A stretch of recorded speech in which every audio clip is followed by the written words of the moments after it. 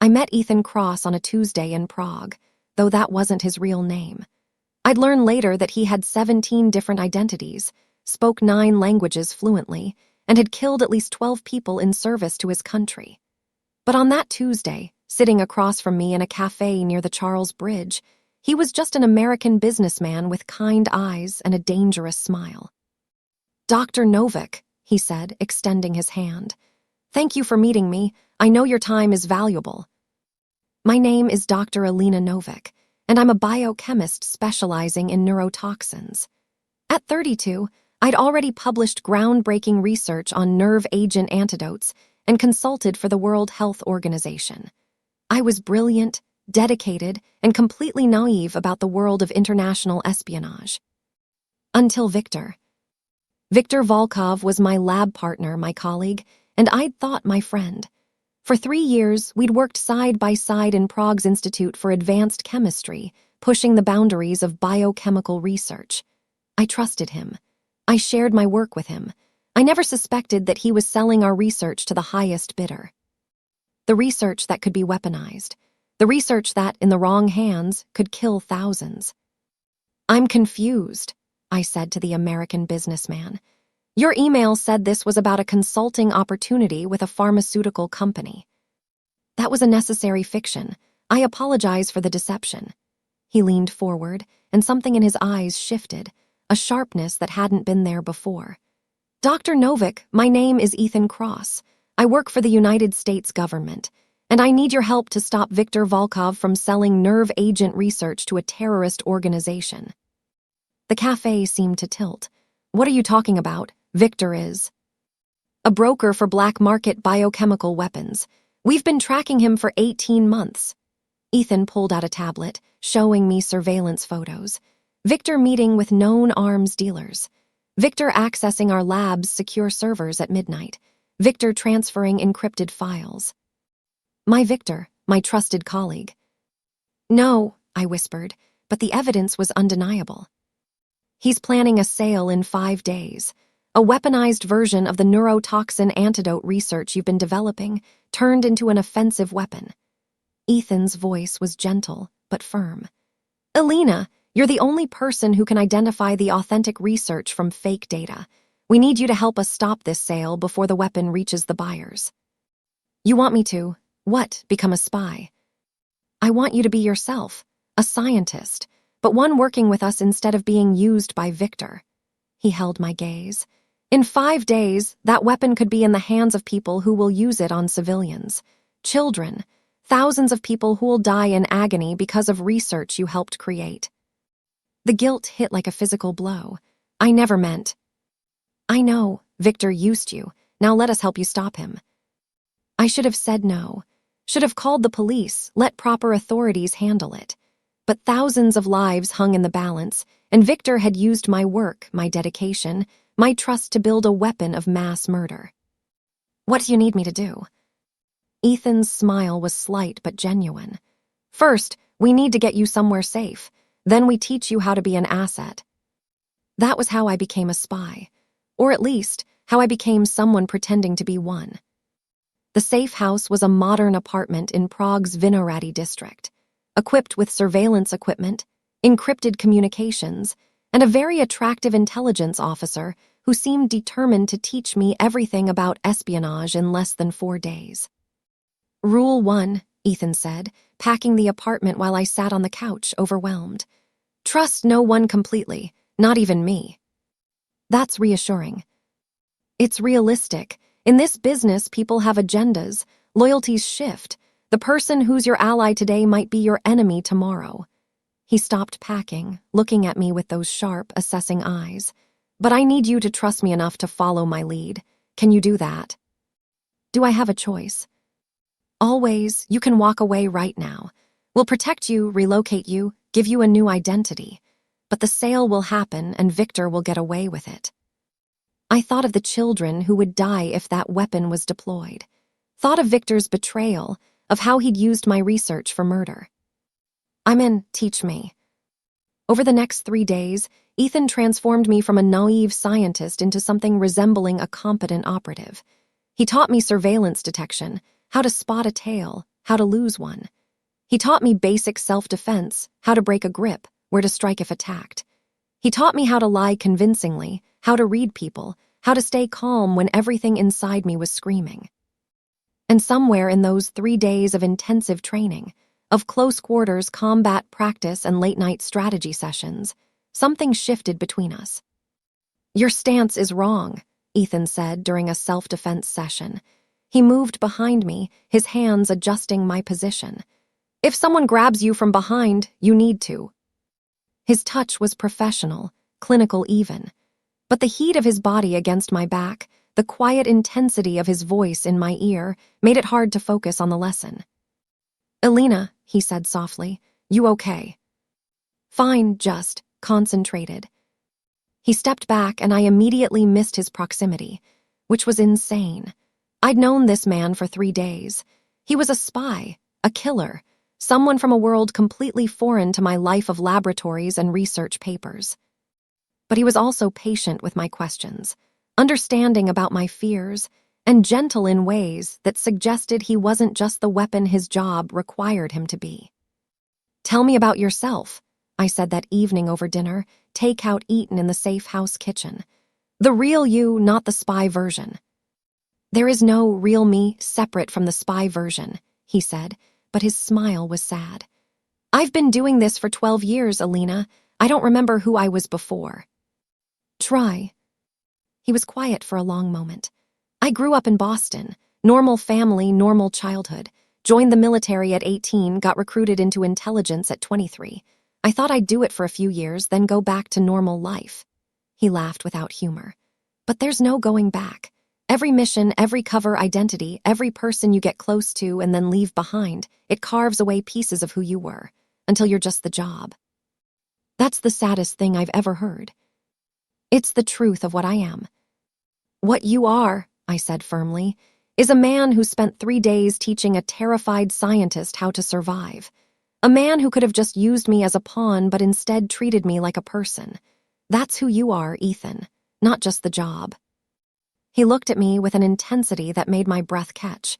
"You see the best in people, don't you? Even when they've shown you their worst." "Viktor showed me his worst. You've shown me something different." The air between us felt charged, heavy with something neither of us could afford to acknowledge. We had a mission. Lives depended on us staying focused. But when Ethan reached across the table and took my hand, squeezing once before letting go, I knew I wasn't the only one feeling it. The plan was simple in theory, terrifying in practice. Viktor was meeting his buyers at an abandoned warehouse near the river. I would arrive early, pretending to be there to confront Viktor about the stolen research. My presence would seem authentic, the angry colleague who discovered his betrayal. I'd be wearing a wire, and Ethan's team would be positioned around the perimeter. My job was to confirm the weapon's authenticity before the sale completed, to identify whether Viktor was selling real research or fake data. Once confirmed, Ethan's team would move in, arrest everyone involved, and secure the weapon. "What if Viktor suspects something?" I asked the night before the operation. "He won't. You're not trained to deceive him. Your anger, your betrayal, it'll all be genuine." Ethan checked my wire for the 3rd time, his fingers gentle against my collarbone.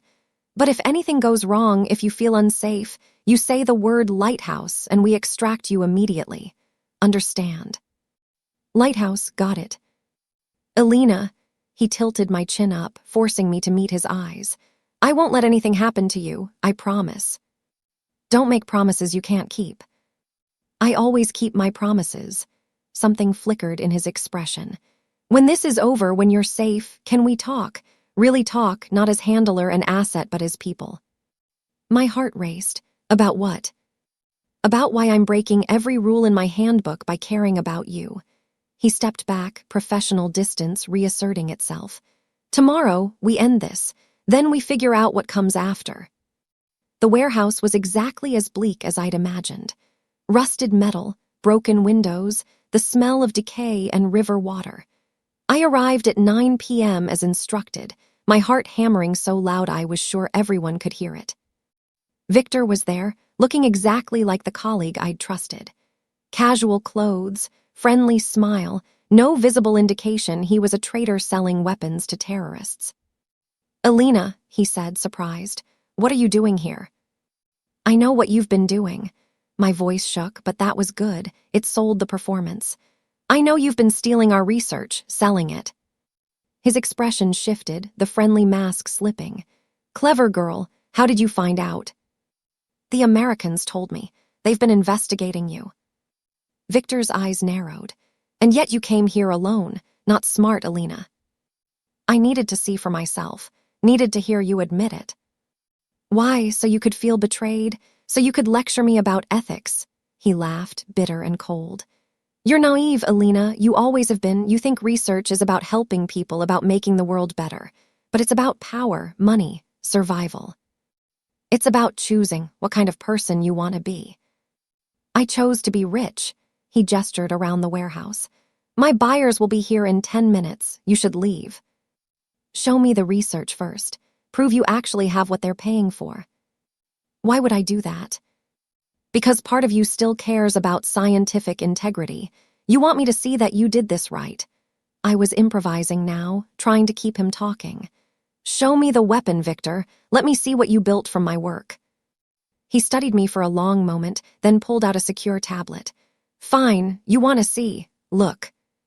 The formulas on the screen made my blood run cold. It was real. Viktor had successfully weaponized our research, creating a nerve agent that could be deployed aerosol, affecting hundreds in minutes. Thousands if deployed in a crowded area. "Satisfied?" Viktor asked. Horrified, I touched my earring, the signal that the weapon was authentic. "How can you live with yourself?"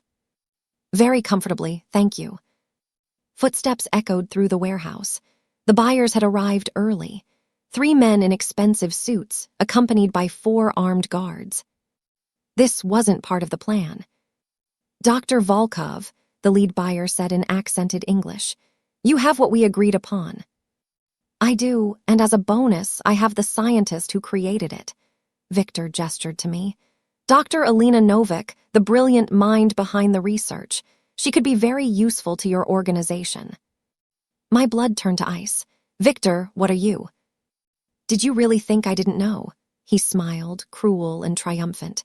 "You're wearing a wire, Elena. I've known since you walked in. The Americans are outside, aren't they?"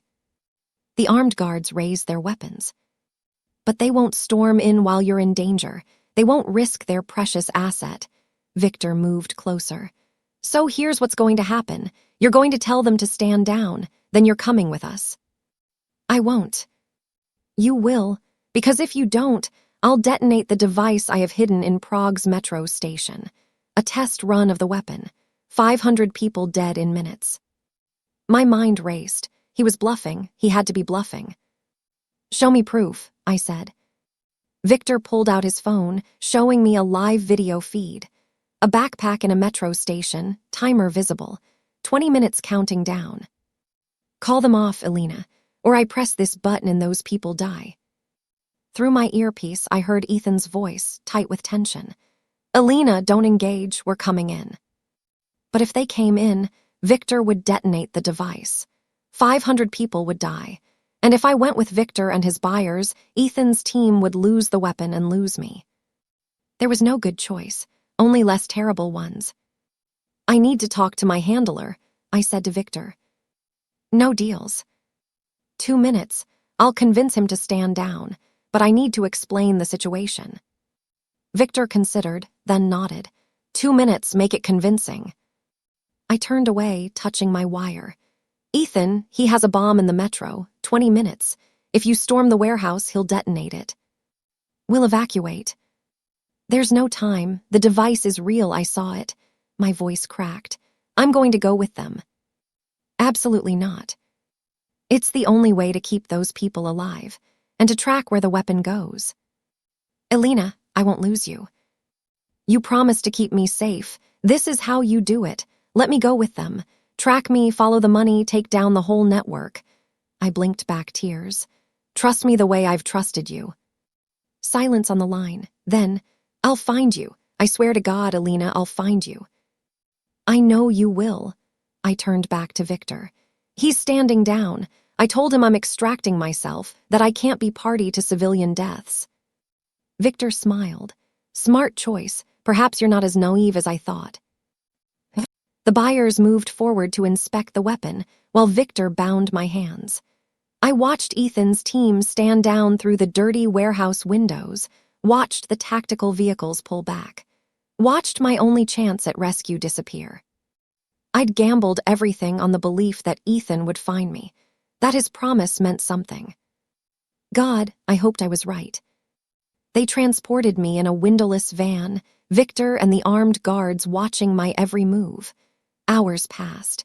When we finally stopped, I was dragged into what looked like a private airfield. Where are we going? I asked. Somewhere your American friends won't find you, Viktor said. Our buyers have use for someone with your expertise. You'll be very valuable to them. I won't help you. You will. Everyone breaks eventually. They were loading me onto a plane when I heard it, the distant sound of helicopters. Then gunfire, sudden and explosive. The guards around me scattered, returning fire at unseen attackers. Through the chaos, I saw him. Ethan, moving like violence personified, taking down guards with brutal efficiency. His team swarmed the airfield, overwhelming Viktor's security through sheer tactical superiority. Ethan reached me in seconds, cutting my bonds. Are you hurt? No, the metro bomb. Defused 12 minutes ago. We had bomb squad there before you even left the warehouse. He pulled me close, his heart hammering against my cheek. Did you really think I'd let you sacrifice yourself?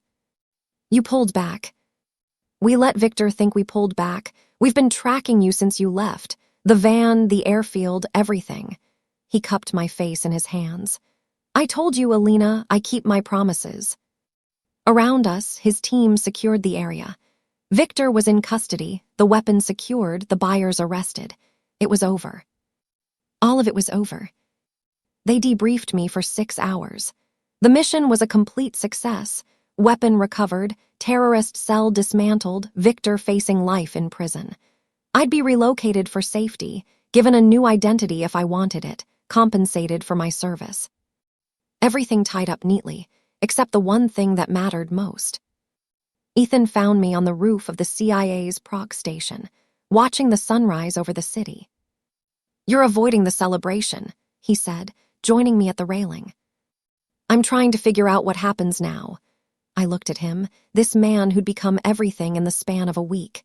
You're going back to your missions, your covers and operations and 17 different identities, and I'm going back to, what? A new life somewhere, a laboratory in a different city. Is that what you want? I want to not feel like this week was real and everything else was the dream. I laughed, but it came out broken. I want to not be in love with a spy I've known for 7 days. Ethan was quiet for a long moment. Then, what if I told you I was done? Done with what? The job, the missions, all of it. He turned to face me fully. What if I told you that this week, working with you, protecting you, seeing the world through your eyes, it reminded me who I was before I became just the job? What if I told you I'm ready to be that person again? My heart stuttered. Ethan. I'm 41 years old. I've been a spy for 12 years. I've sacrificed relationships, normalcy, any chance at a real life because I told myself the mission mattered more. He took my hands. But you matter more, Elena. You matter more than any mission, any objective, any threat assessment. You can't just walk away from this. They need you. They'll find someone else. There's always someone else.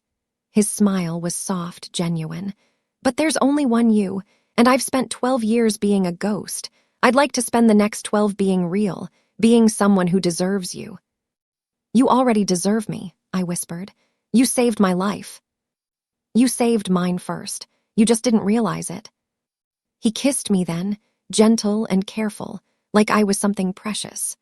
Like we had all the time in the world instead of just this moment on a rooftop in Prague, while the sun rose over a city that had nearly been our end. What do we do now? I asked when we finally broke apart. We figure it out together. You go back to your research somewhere safe. I finish my debriefs, submit my resignation, and find you. He kissed my forehead. And then we build something real, Something that isn't about missions or objectives or the next crisis. Just us. Just us. 3 months later, I was setting up a new laboratory in Copenhagen when Ethan Cross, no longer a spy, just a man, knocked on my door. He had flowers, a nervous smile, and no hidden agenda except wanting to see me again. "I hope this is okay," he said, showing up unannounced. "It's perfect." I pulled him inside, into my new apartment that didn't feel like home until he was in it. "Tell me about your last 3 months. Endless debriefings, paperwork, exit interviews." He set the flowers down, pulling me close. "And every day, wondering if you'd changed your mind, if the spy who loved you was someone you could actually want in your real life." "The spy who loved me," I repeated softly. "Is that what you were?" "That's what I still am, minus the spy part." He kissed me, deeper this time. "I love you, Elena Novak. I loved you when you were my asset. I loved you when you risked everything to save innocent people. And I love you now in your new laboratory in Copenhagen, building a life that has nothing to do with espionage or danger or anything except your brilliant mind and your courageous heart." "I love you too," I said, and meant it. "The spy who loved me, the man who chose me over the mission, the person who showed me I was brave enough to be extraordinary." We built something real after that, a life in Copenhagen, away from the shadows of his past life. I returned to research, legitimate, ethical research that helped people instead of being weaponized. Ethan found work as a security consultant, using his skills for protection instead of aggression. Some nights he'd wake up from nightmares about missions gone wrong. Some days I'd see someone who looked like Viktor and panic. But we faced it together, the spy who'd given up his masks and the scientist who'd discovered she was brave. The world of international espionage continued without us. Threats emerged, crises erupted, missions were executed. But we were done being part of that world. We'd chosen each other instead. And on quiet evenings in our Copenhagen apartment, when Ethan would pull me close and whisper that he'd choose me again and again over any mission, I knew we'd made the right choice. Love, it turned out, was the greatest mission of all, and the only one worth sacrificing everything for. The spy who loved me had become simply the man I loved, and that was more than enough. Thank you for joining me for The Spy Who Loved Me. If you enjoyed this story, please don't forget to hit that like button and subscribe for more thrilling romance stories. Drop a comment and let me know your thoughts and what stories you'd like to see next. Until next time, keep reading and stay mysterious.